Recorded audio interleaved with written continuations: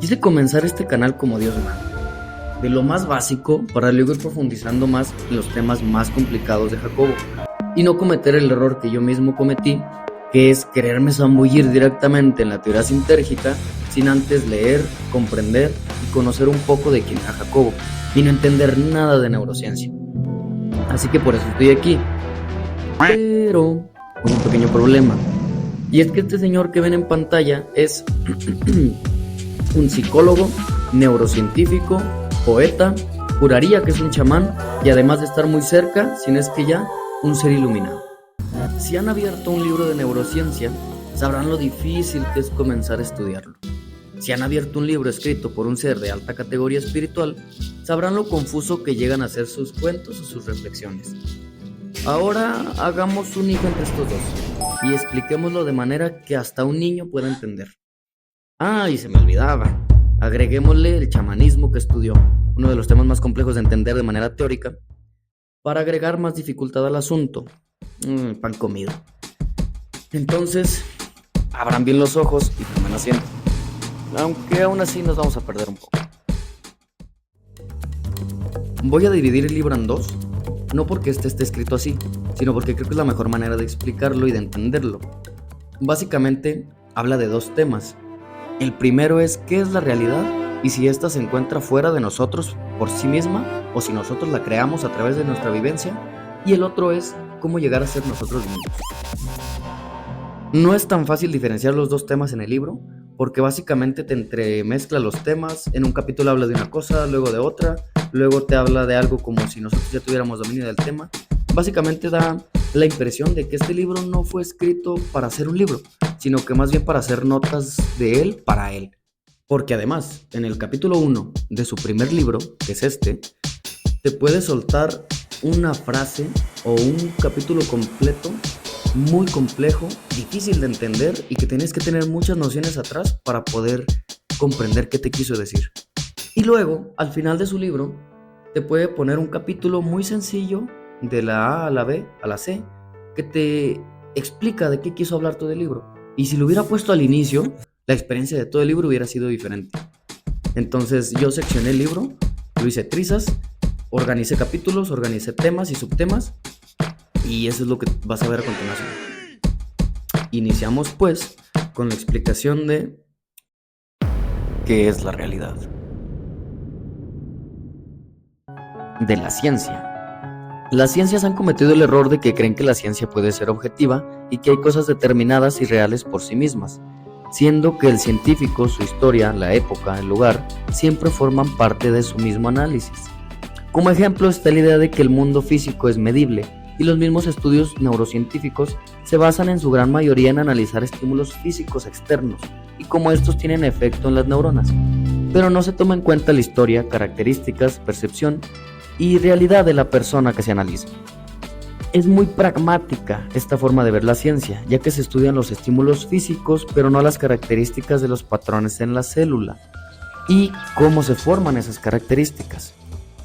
Esto, argumenta Jacobo, ha retrasado a la humanidad para entender qué es la realidad. El cerebro es visto como una máquina determinista que responde de forma invariable a las características físicas, y no como un sistema plástico que cambia sus respuestas dependiendo de las memorias que son activadas por los estímulos que solamente son reales cuando son perceptibles si evocan un patrón de activación interno. O sea que estamos queriendo medir al mundo a través de nuestros sentidos, lo cual ya sabemos que se queda muy corto, pero además, inclusive aunque lo intentemos medir con nuestros mejores aparatos, no nos podemos ni acercar a la complejidad que existe en el universo. Un ejemplo de esto es que en el ojo humano hay tres tipos de conos, los L que perciben la luz roja, los S que se encargan de las longitudes de onda correspondientes a la luz azul y los M que se extienden a la luz verde. Nuestro cerebro compone, por tanto, todos los colores a base de estos tres, rojo, verde y azul. Tenemos una visión tricromática. Las aves cuentan con 6 tipos de conos. 3 son muy similares a los humanos, por lo tanto reconocen los colores rojo, verde y azul. Pero los otros 3 se corresponden con capacidades a las que los mamíferos y por lo tanto los humanos no podemos disfrutar. Uno de los tipos extra de conos percibe la radiación violeta. Los otros 2 tipos forman una estructura de cono doble que actúan como una sola unidad funcional y sirven para detectar el movimiento. Esta forma de especialización le permite a las águilas ver animales a increíbles velocidades y a una distancia increíblemente ridícula a comparación de la vista del humano. Supongo que a esto se refería Jacobo, en referencia a que es mucho más relevante el estímulo que activa nuestro cerebro en sí que lo que hay allá afuera, de manera física. Porque una de estas águilas, con una supervisión de las que gozan, nos diría, sí, ahí está, en la luz violeta, ahí das vuelta. Y nosotros le diremos, gallina mentirosa. Por lo que no podemos seguir midiendo al mundo con nuestras capacidades físicas, y ni siquiera con nuestros mejores aparatos para medir la realidad, ya que hay cientos de animales que nos rebasan con sus capacidades, y ni con nuestras mejores herramientas y tecnologías podemos medir qué están percibiendo o qué se están comunicando. Como el delfín, también es un muy buen ejemplo. Por todo esto, Jacobo decía que es muy tonto intentar medir la realidad a través de los datos o la información que podemos medir, ya que literalmente estamos en pañales en todo esto. La cantidad de información que habita alrededor de nosotros es abismal, y los medios conocidos hasta ahora para medirla claramente no nos van a ayudar a entenderla. Jacobo afirmaba pues que la mejor manera de medir la realidad, y de hecho la única que tenemos, es nuestra experiencia interna, lo que nosotros percibimos como real. Que claro, a pesar de ser muy subjetivo, Jacobo afirmaba que era la única herramienta que tenemos para acercarnos a la verdad. Del conocimiento. Antes creía que había dos tipos de conocimientos: el medible, el de los datos, con el que se pueden hacer estadísticas y crear argumentos, y el conocimiento de mis experiencias, de lo que vivo, experimento y aprendo, pero del cual no siempre puedo explicar, no puedo hacer una tesis con él y no siempre funciona como argumento ante los otros. Creía verlos claramente separados y ahora me doy cuenta de que no se pueden separar, que solo hay un conocimiento. Todo conocimiento debe ser parte mía. De otra manera, no existe. Imagínense lo tachado y poco comprendido que era Jacobo en el mundo científico, por explicarles que el método científico no es el mejor método para comprendernos y acercarnos más a la realidad. Y es que creo que esta afirmación debe ser vista desde una perspectiva espiritual y energética, porque son diferentes las corrientes espirituales que lo explican de esta manera. Como ejemplo, el chamanismo. En el chamanismo, aquella persona que logra tener un conocimiento y un entendimiento de la vida elevado a través de muchos años de disciplina, conciencia y cuidado, es la persona que puede accesar a todo este tipo de conocimiento. Y cuando logra una conexión más cercana con lo que es ese entendimiento, se le denomina chamán. Y es un tema muy difícil de comprender, porque básicamente inclusive ellos lo llaman de diferente manera. Algunos le llaman fuente, a otros le llaman Dios, otros le llaman energía, y muchos otros ni siquiera se atreven a ponerle un nombre, porque no saben específicamente de dónde viene y no logran comprender cómo es que funciona. Mas sin embargo, sabían que había una conciencia superior. Y la persona que podía comprender y accesar a toda esta información y comprensión de la realidad, lo comprendía como un todo. Ya luego podía bajar esa información y transformarla en el mundo material en distintas disciplinas. Pero básicamente esa persona entendía el mundo como una sola conciencia, como una sola realidad, y no seccionada como nosotros estamos acostumbrados a entenderlo. Y la mejor manera que se me ocurrió para explicarlo, lo encontré en un video hace tiempo, que lamentablemente ya no volví a encontrar para darle mérito, pero habla sobre el movimiento físico y cómo lo seccionamos. Básicamente, si una persona hace cierto tipo de movimientos en el piso, le denominamos yoga. Si luego a ese movimiento le agregamos estar de pie, le denominamos tai chi. Si se le agrega ritmo y un poco de desplazamiento, se le denomina capoeira. Si ese movimiento se hace sobre diferentes superficies, le llamamos parkour. Y si es efectuado por encima de unas barras específicas, se le llama calistenia. Pero en realidad todas estas disciplinas provienen de la misma fuente, por decirlo de alguna manera. Provienen del movimiento, que está limitado por las articulaciones y los músculos, y los efectúa el cuerpo. Y nosotros lo vamos seccionando, a través de reglas que inventamos, a través del ritmo, a través de cómo lo percibimos o dónde se efectúa, pero al final de cuentas es el cuerpo y toda la gama de movimientos que es posible efectuar. Y de ahí proviene la mayor dificultad de intentar explicar todo esto, porque a nivel movimientos es fácil entender cuál es la fuente. Es el cuerpo, es físico, lo podemos tocar. Pero más sin embargo, cuando hablamos de conocimiento, Es muy complicado entender cuál es la fuente, porque en sí es la conciencia, pero estamos hablando ya de una conciencia superior. Por ponerle un nombre, es Dios. De la percepción. Como ya nos explicó el águila, la percepción es un proceso interno. Un objeto es percibido solo cuando activa nuestras estructuras cerebrales. El efecto del estímulo en nuestro cerebro es más importante que la forma del estímulo en realidad. Un sujeto en hipnosis se le puede explicar que está siendo quemado por un cigarrillo y este experimentará dolor real. O una persona que se le enseñará una mancha y se le insinúa que es un pájaro, encontrará el pájaro en aquella mancha sin forma. Además, la percepción de un objeto está ligada a las memorias que tenemos de dicho objeto. Si la percepción es resultado de una activación interna, entonces nada existe en el exterior. Si vemos, imaginamos o alucinamos un árbol, es porque se ha construido en nuestro cerebro la estimulación suficiente para ver dicho árbol. Todos son solo procesos internos y todos son igual de reales. La única diferencia es que el árbol que vemos con los ojos se puede compartir, es decir, que varias personas pueden verlo al mismo tiempo y afirmar que ahí está el árbol. Pero nunca se puede compartir la experiencia interna, ya que ese árbol activa en mí estímulos muy específicos, por lo que percibo al árbol de una manera detallada a como yo soy, a como he vivido, a mi historia, a mis traumas, a mis experiencias. Y la otra persona estará percibiendo algo completamente diferente. Lo único que se comparte es la suposición de que se comparte la experiencia. De la realidad física. Si acaso existe una realidad externa a nosotros, no tiene la mayor importancia, en tanto no aprendamos nada de ella. Sin aprender nada del objeto externo, pasa a ser una nulidad. O sea que si viene un carro hacia mí y no aprendo nada de él, no aprendo a quitarme, no va a pasar nada, porque como no aprendí nada, el carro no existe. Toda nuestra vida hemos recibido estímulos sensoriales, auditivos, visuales y en nuestra ceguera nos contentamos con ser estimulados pasivamente sin aprender, sin darnos cuenta de la maravilla que nos rodea. El estímulo real puede o no ser físico, lo que importa es cómo ese estímulo se ha construido en nosotros mismos. O sea que aquí estamos hablando más en términos de conciencia, por lo que hablar de temas que ridiculicen sus ideas es inerte.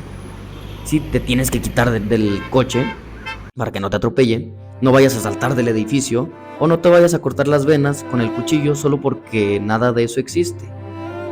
Creo que Jacobo nos hablaba más desde un punto de conciencia que no terminamos de comprender y que es muy difícil de poner en palabras. Algo que los místicos accesan a ese lugar y a ese sitio en el que el mundo, el tiempo, la realidad tal y como la percibimos es completamente diferente. Y claro, si a cualquiera de nosotros nos dicen que la realidad no existe y que cualquier cosa material la puedo modificar, pues me voy a sacar mucho de onda, porque yo topo con la pared y me duele, y porque yo me caigo y me raspo, y porque puedo dejar de comer, pero me va a dar hambre, no va a durar para siempre. Pero creo que Jacobo pudo ver y inclusive tal vez experimentar dentro de sí mismo experiencias místicas fuera de lo que llamamos común, cosas como la levitación, experiencias de otras realidades, las mismas curaciones que hacía Pachita y un largo etcétera. Todo esto lo vamos a ir desmenuzando en otros videos, así que no te me estreses. Como decía Mark Chagall, soy contrario a términos como fantasía o simbolismo. Todo nuestro mundo interior es realidad, tal vez más que el mundo que vemos. O, como decía Bernard Russell, las estrellas están en nuestro cerebro.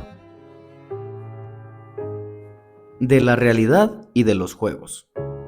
Creemos que lo real, en la escala de valores, es determinado por los cambios en nosotros. El movimiento de una flor es real cuando mueve a otra flor. Alguien es real cuando emite sonidos detectables por mí, se mueve o me golpea. Incluso yo soy real solo si efectúo un cambio en el otro. El universo es real tanto sea un conjunto fuera de mí mismo. De ahí la invalidez de los sueños, es algo que no se puede discutir. Pero la realidad es otra, y es tan sencilla que no se entiende por su simpleza. La flor se mueve porque yo percibo su movimiento. El universo existe solo si yo lo puedo comprender. Me puedo comunicar con alguien solo si ese alguien está en mi interior y es igual a mí. En ese momento no es necesario que ese alguien emita sonidos, puesto que está dentro de mí, lo puedo conocer. Y creo que es por este tipo de capítulos que Jacobo es tan difícil de comprender, tan incomprendido y tan tachado por muchos, porque la frase "me puedo comunicar con alguien solo si ese alguien está en mi interior" es muy confusa y es muy difícil de llevar a manera racional. Y creo que básicamente Jacobo se refería a un estado en el cómo se perciben las cosas, las personas, la comunicación, cuando uno se encuentra en un estado místico, de sabiduría, de iluminación. Entonces, claro, a la gran mayoría nos va a hacer mucho ruido y no vamos a saber a qué se refiere. Pero, para llegar a comprenderlo, o para menos abrirte la posibilidad de entender qué es lo que está diciendo Jacobo, no se requiere un término o un análisis racional ni científico, sino se requiere un poco de ciencia, un poco de comprensión de términos, pero también un mucho de conocimiento espiritual, de apertura espiritual. Pero al menos yo creo que ya nos estamos dando cuenta, la gran mayoría de personas, que el mundo no es tal y como lo percibíamos antes. Que hay muchas más realidades, que hay muchas más energías que están alrededor de nosotros y que somos influenciados por situaciones y experiencias que difícilmente comprendemos de manera racional. Y estamos poco a poco abriendo nuestra capacidad a comprender que el mundo está un poquito más allá. Hay algo dentro de mí que me dice que él tenía razón y que estamos acercándonos a algo más verdadero. Y por ende prosigo. Creo que Jacobo era un ser o iluminado o muy cerca de estarlo, y se refiere a términos muy complejos y muy sutiles, difíciles de comprender, más si solamente lo estamos leyendo de manera racional, y si no tenemos un acercamiento al espiritual, estamos perdidos. La conciencia está ubicada dentro de nosotros, pero no solo dentro de nosotros, también se puede ubicar fuera del cuerpo. Y eso nos lleva a comprender también lo que querían explicar muchas corrientes y religiones espirituales, y es que la mente de cada humano está interconectada. Somos uno con el universo. Literalmente venimos de la misma fuente y somos lo mismo. Y en esencia seguimos siendo lo mismo. Las plantas, los árboles, los animales, otras personas, todos somos uno. Y por eso, creo yo, es tan difícil de explicarlo de manera racional y ponerlo en palabras. Porque explicárselo a alguien que no lo ha experimentado es de suprema complejidad. Y es que es muy complicado, porque basta con que intentes explicarle a una persona ciega cómo es el color rojo, cómo es ver. Y sí, podrás tener todos los estudios y ser el mejor maestro en cualquier universidad, en la mejor universidad del mundo. Mas sin embargo, tus explicaciones, tus análisis, tus metáforas van a ser inertes a la hora de explicarle al ciego cómo se siente ver. Y creo que eso es lo mismo que está intentando Jacobo con nosotros. Y al mismo tiempo me da la impresión de que Jacobo quiso escribir todo esto más para él mismo, para su inconsciente, de que debería estar viviendo la vida de tal forma, a pesar de lo que los demás piensen, a pesar de lo que los demás digan. Él encontró un estado sutil de conciencia y se dio un manual a sí mismo de cómo no bajarse de ahí, de cómo seguir vibrando en esa frecuencia, de cómo estar conectado con el todo. Entonces muy probablemente no deberíamos estar leyendo esto, pero gracias. La realidad existe en el exterior del organismo, pudiéndose diferenciar entre la realidad interna y una realidad externa. Esta postulación me parece absurda, aunque lógica, por venir de una postulación de unos seres humanos sometidos al proceso de socialización a la fuerza. No sé por qué esta última parte me suena como ofensa. Pero de ahí en fuera, lo que quiere decir es que él creía que el universo no existe por sí mismo, sino que existe solo cuando existe una persona. Y esto se debe a la forma en la que fuimos socializados. Tenemos un video explicando uno de los cuentos del libro que trata sobre esta socialización y cómo afecta a nuestra evolución como especie. Está aquí arriba. Sabemos que el proceso perceptivo es más de carácter activo que pasivo, es decir, que se asemeja más a una construcción que a una recapitulación. O sea, que nosotros construimos la realidad.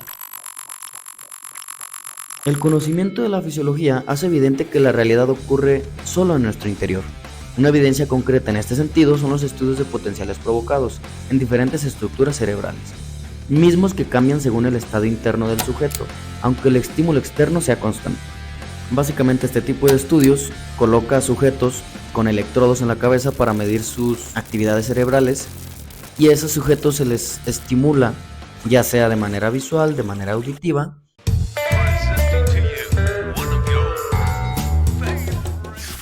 y se lee la frecuencia con la que sus cerebros pueden identificar cierto estímulo y cómo reaccionan ante ellos.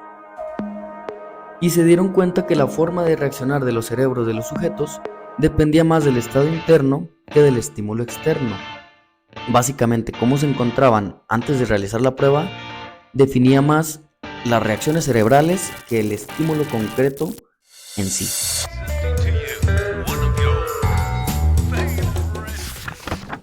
Antientropía y del pandeterminismo. Una de las ideas que más me gustan y de las que más se salen de la norma, por eso me gusta tanto tal vez. La tendencia general del universo es entropía, es decir, desorden. Los sistemas vivos son contrarios y tienden al orden, son antientrópicos. Los sistemas antientrópicos más primitivos son determinados, no deciden su conducta. Una amiba no decide su conducta, depende de los factores externos. Si la estimulas, una amiba se moverá, si no, se mantendrá inmóvil. Cuando el número de elementos aumenta, el sistema comienza a manifestar conductas más complejas. Cuando el organismo sigue evolucionando, comienza un periodo en el que deja de ser determinista y comienza a ser autodeterminista, aunque de una manera muy incipiente. El sistema deja de depender del exterior, puesto que éste puede ser introyectado. Probablemente el ser humano se encuentra en este proceso de evolución. Y esa capacidad de introyección es la capacidad de representación interna, se manifiesta claramente en los niños, con los sueños, imaginaciones y juegos, pero se le arrebata esa capacidad y se le obliga a pensar que son tontos y son absurdos. Probablemente llegue un día en el que el hombre deje de ponerse obstáculos a sí mismo, así llegará al autodeterminismo y la libertad interna, el siguiente paso de la evolución de una especie. Luego de lograr ser autodeterminista es el pandeterminismo, que es determinar también no solo el mismo, sino el universo. Esa es la completa seguridad de la capacidad de representación interna, la certeza de que el universo es interior, por lo tanto manejable a voluntad. Y supongo que antes ni siquiera creíamos que podríamos ser autodeterminados, en el sentido de que si vivíamos en una familia, teníamos que tener siempre esas costumbres, un tipo de vida, una religión, incluso en la actualidad. Pasamos de eso a luego empezar a comprender que yo me puedo determinar a mí mismo. Yo puedo decidir qué quiero para mí, qué me hace falta a mí, qué viene de carencias, qué viene de problemas de la infancia y con qué cosas ya no quiero seguir acarreando. Dejamos de ser determinados por el entorno para comenzar a ser autodeterminados.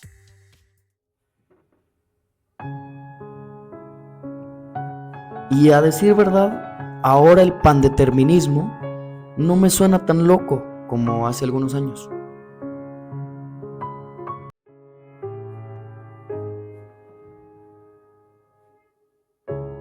El mecanismo para diferenciar realidades. Se considera real toda vivencia que se pueda compartir con los demás e invalida así una serie de experiencias internas, basándose en que no se pueden compartir. Lo paradójico es que no se dan cuenta de que una experiencia resultante de la percepción de un objeto físico tampoco se puede compartir, como ya mencionamos, lo que resulta en una farsa, lo que lleva a una interacción entre personas que se basa en apariencias y acuerdos, y rara vez un intercambio de experiencias internas. Porque sí, tu experiencia interna es tan subjetiva y tan tuya, y mi experiencia interna es tan subjetiva y tan mía, que a pesar de que estemos hablando de la misma experiencia que vivimos o del mismo objeto que estamos viendo, internamente estamos experimentando un universo diferente de situaciones. De ese mecanismo que tenemos para diferenciar lo que es real y de lo que no, nace también mucho de los órdenes sociales. Quiero tener un auto más lujoso, una casa más grande en comparación con mis reales necesidades. Utilizamos expresiones rimbombantes Nos adjudicamos roles y papeles, queremos tener dinero y poder, porque buscamos la aprobación del otro. Y seguimos buscando esa aprobación porque a nosotros mismos nos hemos colocado el filtro de realidades para definir qué es real y qué no, en donde los demás deben dar su visto bueno para que yo exista, para que yo valga, para que yo sea real y esté bien. Pero si nos ponemos a pensarlo, el problema es que vivimos en una sociedad, en un mundo que actualmente se encuentra patas arriba, donde nadie se ama, donde hay muy poco amor propio, donde nadie se conoce a sí mismo, ni se pregunta casi nada. Y ellos son quienes determinan si yo valgo. No sé ustedes, pero a mí me suena muy loco. Y de eso se tratará la segunda parte de la reseña de este libro. Así que nos vemos en la siguiente. Yo sé que en este video dejamos muchos temas en el aire. Muchos los tocamos muy superficialmente. Otros funcionaron más como una introducción a muchos de los temas que se van a venir luego. Pero para todo hay tiempo. Además, un video no puede durar 48 horas. Entonces vamos con calma. Va a haber respuesta a todos los temas, a todas las incógnitas, a todas las dudas, sobre todos los libros, sobre todas las ideas, sobre otros temas de espiritualidad que están rodeados sobre este tema. Entonces, les mando un fuerte abrazo. Gracias por estar hasta acá. Y hagan todo lo que se hace. Apoyen, compartan, denle like.